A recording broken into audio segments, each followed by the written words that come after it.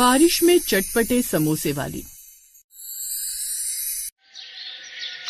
एक दुर्घटना में ममता के पति की आंखों की रोशनी चली गई, जिस वजह से ममता के ऊपर ही घर की सारी जिम्मेदारी आ गई। ममता का पति ठेले पर समोसे बेचता था। अब ममता ने इस काम को संभाल लिया, पर इतनी सारी जिम्मेदारियां, घर का काम, पति और बच्चों की जिम्मेदारी और ऊपर से बाहर का काम। अब वो हमेशा चिंता में रहने लगी। उसकी इसी चिंता का असर उसके बनाए समोसों पर भी पड़ने लगा था और उनका स्वाद बिगड़ता जा रहा था।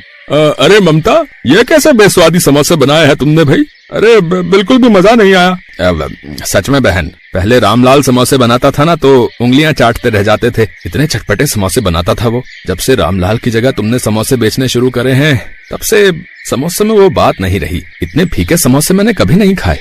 शाम को ममता उदासी भरे चेहरे से घर लौटी। रामलाल आंखों से भले ही नहीं देख पाता था, पर ममता की आवाज से वो पहचान जाता था कि वो कितने दुख में है। ममता, तेरी आवाज बता रही है कि आज भी काम कुछ ज्यादा नहीं हुआ। समोसे बिके नहीं क्या? कहाँ बिके? सिर्फ 10 समोसे ही बेच पाई। सब कह रहे थे कि मेरे समोसों में अब वो स्वाद ही नहीं रहा। तो अगर ये काम नहीं हो पा रहा तो तू कुछ और कर ले ममता। क्या पता कोई और काम अच्छा हो जाए। मॉनसून का मौसम आ चुका था और हर दिन हल्की फुल्की बारिश होती रहती थी। ममता को उम्मीद थी कि बारिश में उसका काम अच्छा हो ही जाएगा। वो दिन भर थोड़ी बहुत समोसे बेचती और घर लौट आती। एक दिन बहुत मूसलाधार बारिश हो रही थी। लगता है ये बारिश आज रुकने वाली नहीं है और इतनी तेज बारिश में कोई ग्राहक भी नहीं आएगा। क्या करूँ, कुछ समझ नहीं आ रहा। इतने सारे समोसे बनाए हुए हैं, अगर नहीं बेचे तो बड़ा नुकसान हो जाएगा। मुझे एक बड़ी छतरी की जरूरत है, पर अगर खरीदने जाऊँ तो कम से कम 400-500 रुपए की आएगी। वो होते तो मैं खुद ही ठेला लेकर गली गली समोसे बेचने चली जाती। ममता भी सोच ही रही थी कि तभी एक बूढ़ा व्यक्ति ठंड से कांपता हुआ वहाँ आता है। बेटी, सुबह से मेरे परिवार ने कुछ नहीं खाया, थोड़ा कुछ खाने को दे दो, बड़ी दया होगी। बाबा चिंता मत करो, आज आपका परिवार भूखा नहीं रहेगा। मैं आपको कुछ समोसे दे रही हूँ, ले जाओ। मैं तो वैसे भी इतनी बारिश में समोसे बेचने नहीं जा सकती। क्यों बेटी, तुम गली गली घूमकर बारिश में समोसे बेच सकती हो। बाबा बेच तो लेती, पर कुछ दिनों से नुकसान ही हो रहा है। मुनाफा बिल्कुल भी नहीं है। अगर थोड़ी कमाई हो जाती तो कुछ ढकने का ले आती। आज भी सारे समोसे बारिश के पानी से गीले हो रहे हैं, कुछ ढकने का ही नहीं है। एक काम करो बेटी, तुम ये बोरी रख लो। ये थोड़ी फटी हुई है और अगर तुम्हारे काम आ जाए तो। बाबा, अगर आप ये बोरी मुझे दे दोगे तो आप क्या लोगे? आप भीग जाओगे। ये एक बोरी ही तो आपको इस बारिश से बचा रही है। बेटी, इस बोरी की जरूरत मुझसे ज्यादा तुम्हें है। मैं जानता हूँ तुम्हारे पास छतरी नहीं है और तुम समोसे बेचने नहीं जा पा रही। अगर तुमने मुझ गरीब को भोजन दिया तो मेरा आशीर्वाद समझ कर रख लो बेटी। ये बोरी तुम्हारे बहुत काम आएगी। शुक्रिया बाबा, आपने ये बोरी देकर मेरी परेशानी कम कर दी। ममता को बोरी देकर वो बूढ़ा व्यक्ति मूसलाधार बारिश में ओझल हो गया। बोरी में थोड़े छेद हैं, पर इस मूसलाधार बारिश में कुछ तो काम आई जाएगी। भला उन बाबा का, बेचारे खुद बारिश में भीगते हुए गए हैं, पर उन्होंने बड़े मन से ये बोरी दी है। ममता ने फटी हुई बोरी को ठेले पर ढका और समोसे बेचने निकल गई। गर्मा गर्म समोसे ले लो, गर्मा गर्म समोसे। भैया जी, गर्मा गर्म चटपटे समोसे ले लो। बारिश का मौसम है, समोसे खाने का अलग ही मजा आ जाएगा। अरे ये तो ममता समोसे वाली है, इसके समोसे में तो बिल्कुल भी स्वाद नहीं है। अरे खाकर देखते हैं, क्या पता आज सही बने हो। लाओ ममता, 2 समोसे दे दो। ममता वहाँ खड़े कुछ लोगों को समोसे देती है। अरे वाह वाह, क्या समोसे हैं। ममता, आज तो तेरे समोसे में कुछ अलग ही स्वाद है। एकदम चटपटे समोसे। सही में इतने अच्छे समोसे तो मैंने आज तक किसी भी समोसे वाले से नहीं खाए भाई। हाँ, ऐसी बात है तो एक समोसा मुझे भी दे ही दो भाई। देखते देखते ममता के आसपास लोगों की भीड़ लग गई। ममता ये देखकर हैरान थी। अरे समोसे वाली, जरा 10 समोसे मेरे भी पैक कर देना। 5 मेरे भी कर देना। हे भगवान, तेरा लाख लाख शुक्र, आज तो मुझे सारे समोसे बिक गए। उस दिन ममता बहुत खुश थी। घर जाकर उसने सबके लिए बहुत अच्छे अच्छे पूड़ी पकवान बनाए। साथ ही ममता की सुकून भरी आवाज नेत्रहीन रामलाल के मन को भी खुशी दे रही थी। ममता, लग रहा है आज बिक्री अच्छी हुई, तभी तेरी आवाज में खुशी झलक रही है। क्या कहूँ जी, बात ही कुछ ऐसी है। आप सुनेंगे तो आपको भी बहुत खुशी होगी। आपको पता है, आज तो चमत्कार हो गया। आज मैंने सारे समोसे बेच दिए। क्या सच? ये तो सचमुच चमत्कार हो गया। कहाँ तुम सिर्फ 5 या 6 समोसे बेचा करती थी। आप ठीक कह रहे। अब से मैं ऐसा ही करूंगी। बहुत तसल्ली से समोसे बनाया करूंगी और गली गली घूमकर बेचा करूंगी। ममता अब रोजाना ही ज्यादा समोसे बनाकर बेचने के लिए निकल जाती थी। अब तो दिन पर दिन उसकी बिक्री बढ़ने लगी। धीरे धीरे ममता के समोसे सबको पसंद आने लगे और ज्यादा से ज्यादा लोग खाने लगे। ममता के पास अब पैसों की भी कोई कमी नहीं रह गई थी। एक दिन ममता ठेले को ढकने के लिए एक बड़ी छतरी खरीद लाई। उसने वो पुरानी बोरी को हटाकर नई छतरी लगा ली और समोसे बेचने निकल पड़ी। रास्ते में उसे बंधे हुए ग्राहक मिले, पर उस दिन किसी ने भी समोसे की तारीफ नहीं की, बल्कि सबने बुराई ही की। अरे कितने घटिया समोसे हैं, बिल्कुल बेस्वादी। ये पहले जैसे समोसे नहीं है भाई। बारिश के पानी में भीगे गीले गीले समोसे। बारिश के पानी में भीगे हुए समोसे खिलाकर बीमार करना है। मैंने तो छतरी भी लगा ली, फिर समोसे गीले कैसे हो गए? अब क्या करूं? आज समोसे किसी को पसंद नहीं आ रहे, बहुत नुकसान हो जाएगा आज भी। उस दिन सभी ग्राहकों ने ममता के सारे समोसे वापस कर दिए। ममता उदास मन से घर आ जाती है। कुछ दिनों तक ऐसा ही चलता रहा। ममता के समोसों की फिर से कम बिक्री होने लगी। ममता इस बात को बिल्कुल भी नहीं समझ पा रही थी। एक दोपहर ममता जब समोसे बेचने जाने लगी तो बारिश शुरू हो गई। ममता बड़ी छतरी निकालने लगी तो उसने देखा छतरी गायब है। अरे छतरी कहाँ गई? लगता है किसी ने चुरा ली। अब क्या करूं? इतनी तेज बारिश में तो मेरे सारे समोसे गीले हो जाएंगे। एक काम करती हूँ, आज वो बोरी डाल लेती हूँ, कुछ तो पानी से बचेंगे। उस दिन ममता वही फटी बोरी ढककर ठेला लेकर बाजार पहुँची। आज बारिश तेज थी तो वो एक पेड़ के नीचे खड़े होकर समोसे बेचने लगी। तभी एक पति पत्नी आई। उन्होंने ममता से समोसे लिए और फिर समोसे तो बहुत ही बढ़िया और चटपटे हैं। एक काम करो, एक समोसा और दे दो। अरे भाग्यवान, तुम और लोगी क्या? हाँ, एक ले लूंगी। सुनो जी, समोसे बहुत स्वाद है, बच्चों के लिए भी पैक करवा लो। वहाँ खड़े सब लोग फिर से ममता के समोसों की तारीफ करने लगे। ये देखकर ममता बहुत हैरान थी। तभी ममता ने बोरी की तरफ देखा। वो समझ गई कि ये बोरी उसके नेक कर्मों की वजह से चमत्कारी हो गई है। उस दिन के बाद ममता ने उन बाबा का आशीर्वाद मानकर उस बोरी को हमेशा अपने पास रखा, जिससे उसे काम में सफलता मिली। ममता को उसके अच्छे कर्मों का फल मिला। ये कहानी हमें यही सिखाती है कि कभी कभी किसी के द्वारा आशीर्वाद में प्राप्त हुई वस्तु हमारा भाग्य उज्जवल कर देती है। इसलिए सदैव आशीर्वाद में मिली वस्तु को महत्व देना चाहिए और जरूरतमंद लोगों की भी मदद करते रहना चाहिए। न जाने कब किसका आशीर्वाद हमारा भाग्योदय कर दे।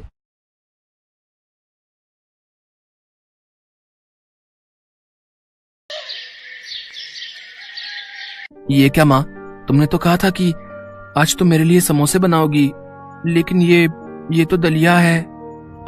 कहा तो था, पर बेटा आज नहीं बना पाई।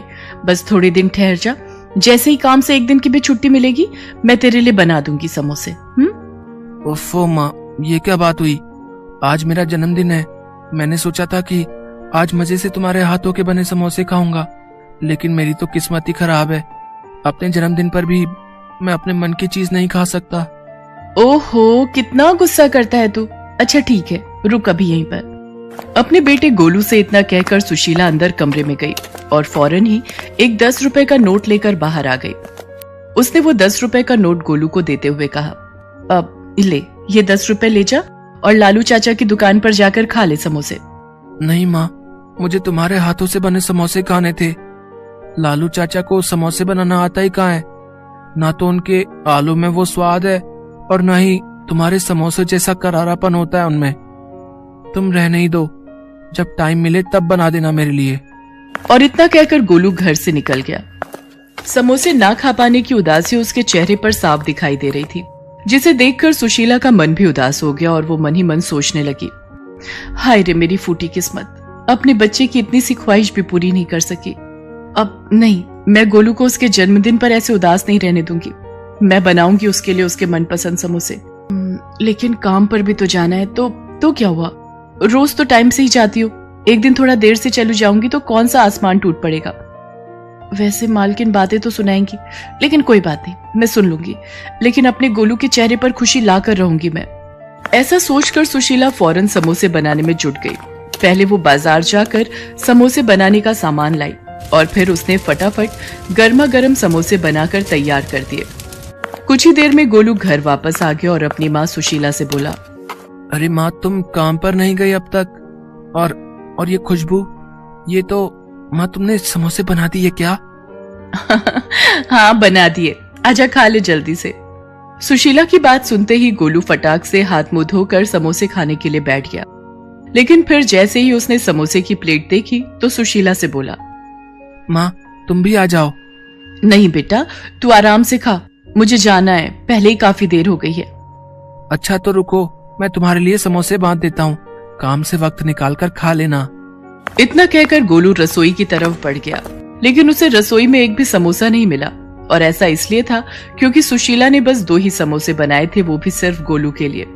असल में सुशीला के पास इससे ज्यादा समोसे बनाने के लिए ना तो समय था और ना ही पैसे, और ये बात समझने में गोलू को जरा भी देर नहीं लगी। अच्छा, तो माँ ने अपने लिए समोसे नहीं रखे। अब कोई बात नहीं, बाहर प्लेट में 2 समोसे तो हैं ही, एक माँ को बांट देता हूँ और एक मैं खा लेता हूँ। ऐसा सोचकर गोलू रसोई से बाहर आया, लेकिन तब तक सुशीला काम के लिए जा चुकी थी।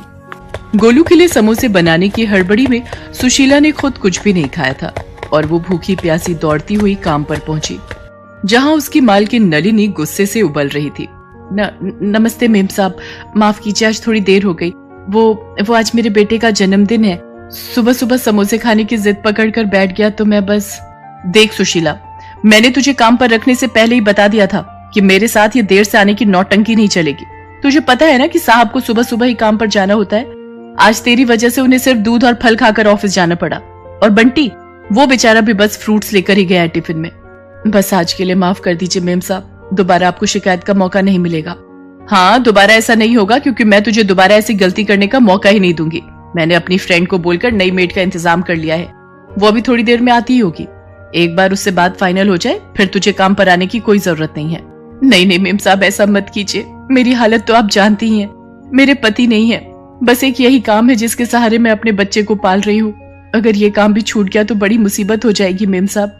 रहने दे, तुम छोटे लोगों के ये सारे हथकंडे ना मैं अच्छे से जानती हूँ।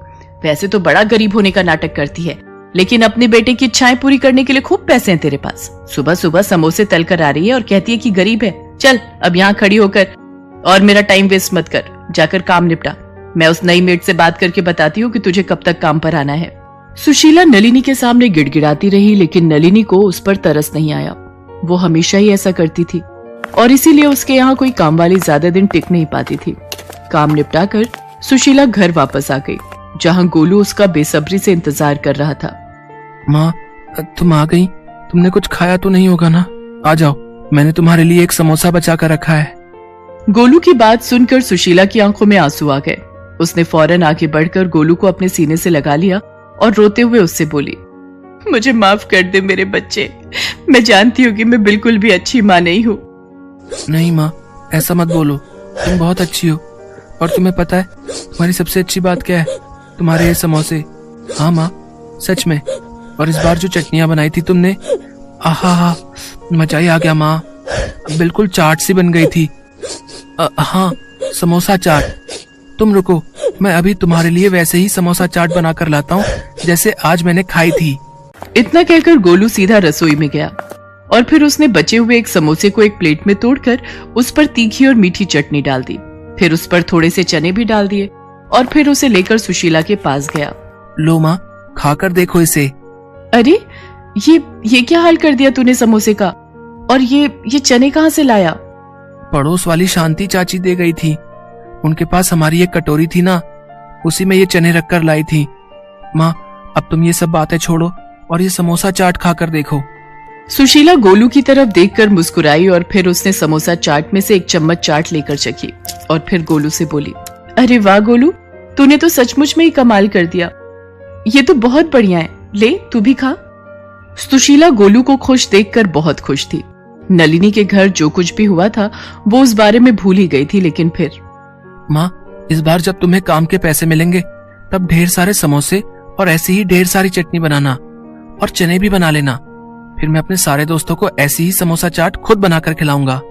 गोलू की बात सुनकर सुशीला जैसे होश में आ गई और उसकी आंखों से आंसू बहने लगे। अरे माँ, तुम रो क्यों रही हो? क्या हुआ? गोलू, इस बार जो पैसे मिलेंगे काम से, शायद उन्हीं में काफी समय काटना होगा। आज काम पर देर से पहुंची थी ना, तो मालकिन बहुत ज्यादा गुस्सा हो गई, शायद वो मुझे काम से निकालने वाली है। क्या? बस एक दिन देर हो गई तो इतना गुस्सा? कोई बात नहीं माँ, तुम चिंता मत करो, और वो खड़ूस आंटी तुम्हें काम से निकाले उससे पहले तुम ही उसके यहाँ से काम छोड़ दो। हैं? ये तो क्या बोल रहा है गोलू? जब तक कोई और जगह काम नहीं मिलता कम से कम तब तक तो। नहीं माँ, अब तुम्हें किसी के घर जाकर काम करने की जरूरत नहीं है। मैंने सोच लिया है कि अब क्या करना है। अब से तुम और मैं मिलकर समोसा चाट बनाएंगे और उसे बेचेंगे। तुम देखना माँ, हमारी बहुत अच्छी कमाई होगी। गोलू की बात सुनकर सुशीला हैरानी से उसकी तरफ देखने लगी। लेकिन फिर अगले ही पल उसमें भी आत्मविश्वास जगा और उसने गोलू को फिर से गले लगाते हुए कहा, हाँ बेटा, हम मिलकर लड़ेंगे और जीतेंगे भी। इसके बाद सुशीला ने खुद ही नलिनी के घर का काम छोड़ दिया और वहां से मिले पैसों से उसने समोसा चाट बनाने का सामान खरीदा। हालांकि ये सब करते हुए सुशीला के मन में इस बात को लेकर डर था कि अगर ये काम ना चला तो क्या होगा, लेकिन फिर गोलू का आत्मविश्वास देखकर उसमें भी हिम्मत आ गई और उसने पूरे मन से समोसा चाट का सामान बनाकर तैयार कर लिया। और फिर शाम होते ही, नहीं माँ, तुम रहने दो, चाट तो मैं ही लगा कर दूंगा सबको। जितने मन से सुशीला ने समोसे बनाए थे, गोलू भी उतने ही मन से समोसा चाट लगाकर सबको दे रहा था। पहले दिन ही सारी की सारी समोसा चाट कुछ ही घंटों में बिक गई और लागत के साथ साथ अच्छा मुनाफा भी हाथ आ गया।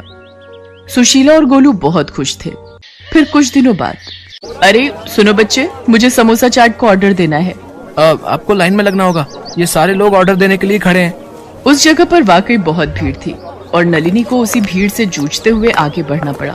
और फिर जैसे ही उसने सुशीला को वहां पर ऑर्डर लेते हुए देखा तो उसे अपनी आंखों पर विश्वास ही नहीं हुआ।